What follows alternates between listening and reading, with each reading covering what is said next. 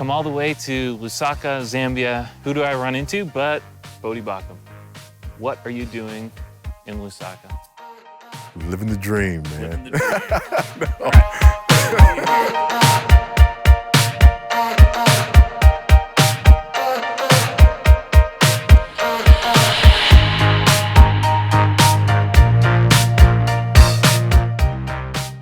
I'm actually serving as Dean of Theological Education at African Christian University here in Lusaka.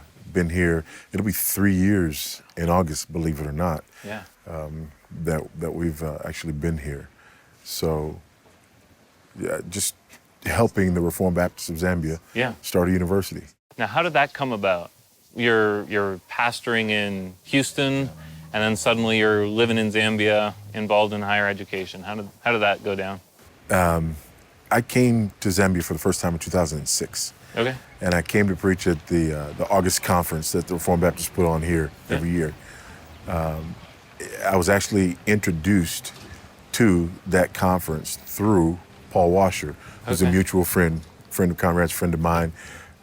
Came here and preached, spent 2 weeks traveling and preaching and doing various things. And there was a fit here, unlike anywhere else that I'd ever been, unlike any other thing that I'd ever been involved in. And when I went home, my wife asked me how the trip was, and I told her, I said, I think I want to be buried there. It just, I seemed to fit here. Okay. I didn't know how, I didn't know when, but I knew that I would be involved in the work that the Lord was doing here. I was blown away by what had been happening here over the last 3 decades with this vibrant Reformed Baptist movement, this indigenous Reformed Baptist movement. It just, And then when the opportunity presented itself, God just sort of made it clear to me, my wife, and our elders all at the same time that this was the opportunity and this was the time. And so we did it. All right. Now you've got a couple kids, so you had to bring not just yourself, not just your wife, but how many kids came with you? 7 came with us. 7 kids came with you? Yeah, and 2 left back in the States. Okay. So this was a major thing, bringing a big family right across the world. It really was. Yeah, and how did that go? What was that like? That's culture shock. It's about times 9. It's about like you can imagine. What a lot of people don't realize when they think about that move is we brought everything. So essentially, we sold our house, which is a whole other story, because it took almost a year to sell. Those weren't the best days for real estate. It was rough. And so everything that we owned, basically, we packed up and shipped here. And we had to ship it about a month before we left. Right. So we're living out of suitcases, Times 9. Times 7, times 9. Times 9. Times 7. So times 9, we're living out of suitcases in the U.S. first. Right. And then we came here and spent a month living out of suitcases while we waited for our things to get here. I mean, there's a reason that this was one of the last places in the world that the gospel reached. Right. It's a hard place to get to. Yeah. We are in the heart of sub-Saharan Africa. Right. We're landlocked. It was an ordeal. Just think, our children are now, from 14 down to 4, or 13 down to 4. So just think about that 3 years ago. Yeah. And living out of suitcases as we made the transition. Right. Yeah, and when we would fly, we're in the airport and people would always go, the head bob count, Right. And you guys are doing a lot of head counts too. That's what we did everywhere, Right. We didn't call names, we just counted. If we got to 7, we just hoped that they were all ours and we didn't have anybody else's. And Grew up in a family with 5 kids, and I just remember my mom constantly counting us and just keeping her little flock together. So, all right, so you arrive in Lusaka, you find yourself a place to live. How has it been settling in over the last couple of years? It's been up and down. When we first got here, Zambia was in the middle of massive load shedding, especially Lusaka. Yeah. So we spent 8 to 14 hours a day without power. Okay. And it was a rotating schedule. Yeah. So some days we wouldn't have it in the morning, some days we wouldn't have it in the evening, some days it was split.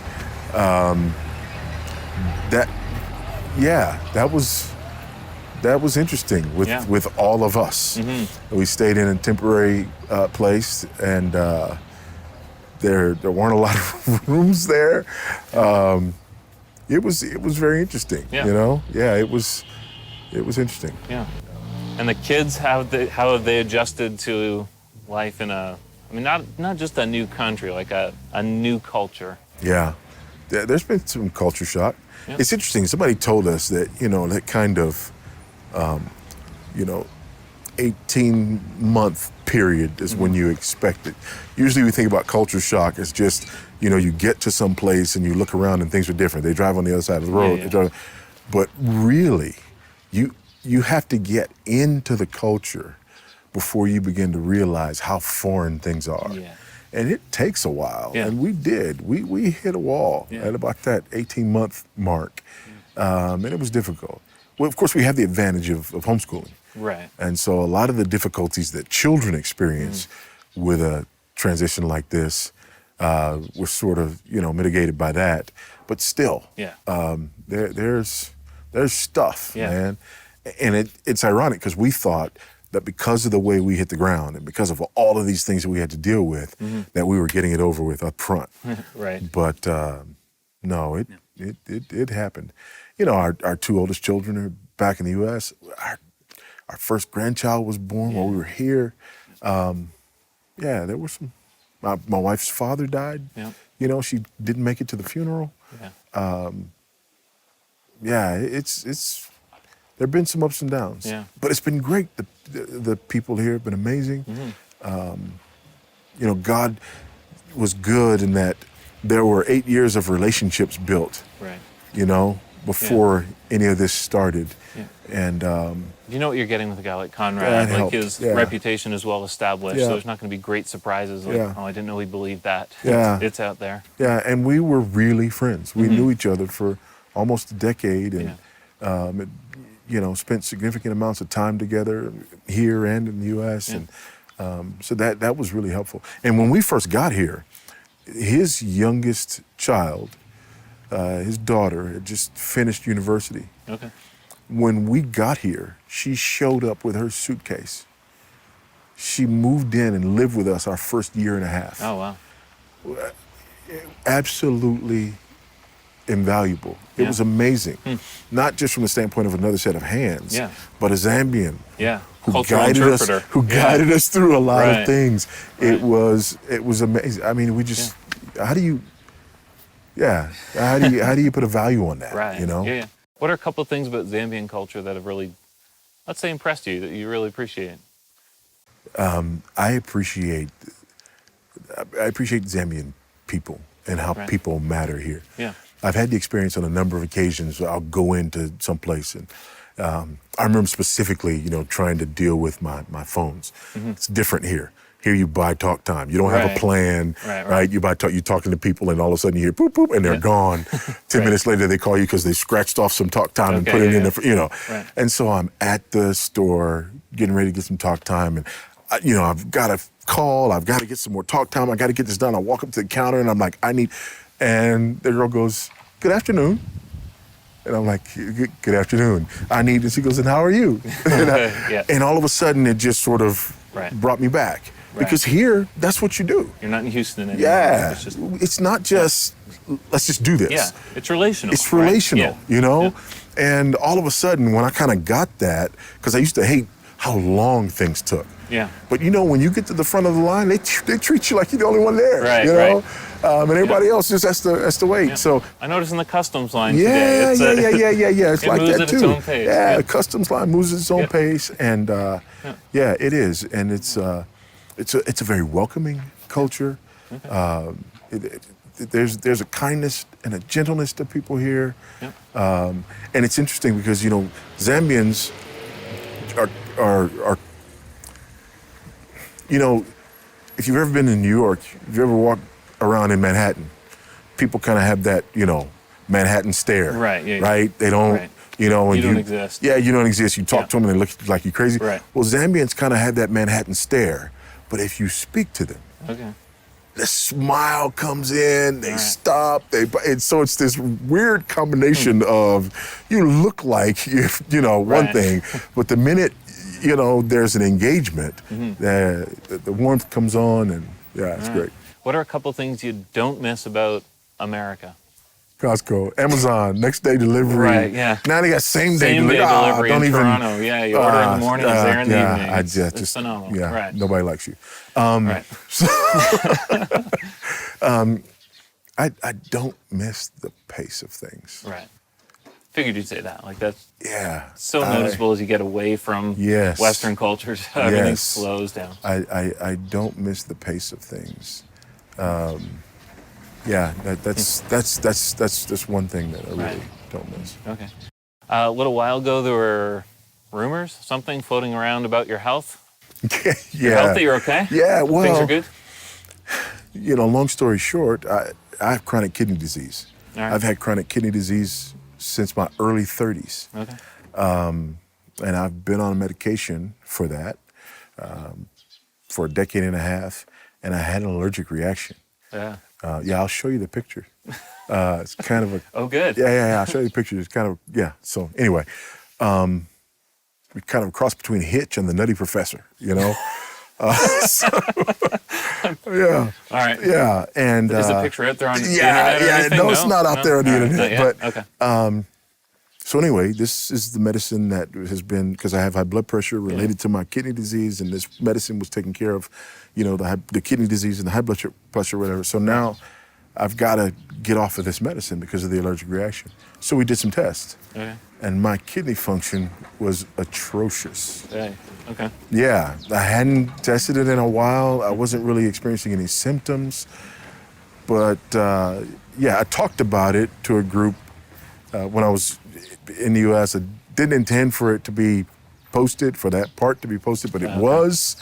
And so, there you have it. I'm getting calls from my kids back in the U.S., is Dad dying? Sending them medical flights to come get you. Okay. But it was serious, and it was one of those things that could have made us have to leave. Okay. If things had continued to deteriorate, this is not a place you want to be on dialysis, and it's not a place that you even can get a transplant. Right. So I had to get on that, and for a while, we weren't seeing, any kind of positive results, and things actually deteriorated even more. But I started working with a nephrologist in the U.S. He's in Jackson, Mississippi, where the grandbaby is, because I figure if I go back 3-4 times a year, I'm going to see the grandbaby. So get me a doctor there. Right. And then providentially, he's a Kenyan who studied in South Africa and the U.S. Oh, really? Okay. He comes to South Africa to do training for doctors there once a year. So he knows medicine in this part of the world. Got it. That's a great connection. He's got the best training in the world. And he's on WhatsApp. Okay. Which, in this part of the world is everything. Right. And we've been communicating. I'm working with a dietitian. I'm down 13 kgs since you saw me last. All right. And things have improved. Okay. Like dramatically. Good. We're still trying to get everything, where we need it, but things just recently have turned around rather dramatically. Right. Okay. Yeah. Good. One last question. I'll let you go. I know you got to get to a meeting. Let's just say you and James White, I know you guys are friends. You had a little bit of a tiff, and just couldn't get along. Ended up going to fisticuffs. Who's going to win that? You mean how long will it take? You answer however you see fit. No. Yeah, it'll just never happen. No. You could take them. No, it just won't happen. All right. Yeah, it just won't happen. All right. But James will surprise you. You know? Think? Yeah, he'll surprise you. Yeah. His son's a black belt in Krav Maga. So is he? Yeah, something has to have rubbed off. Right, probably. And he rides bikes at altitudes. He could just take off on his bike and outpace you, right. Yeah, so it would depend on how long things went. Right, okay. If it's over quick, I got it. You've got that high altitude training. If it took a while, I'm a dead man. Right, okay, got it. All right, thanks for hanging out. Absolutely. And we'll put some information about African Christian University for those who want to check it out and get more information about what you're doing and what the institution's all about. Thank you very much. Thank you.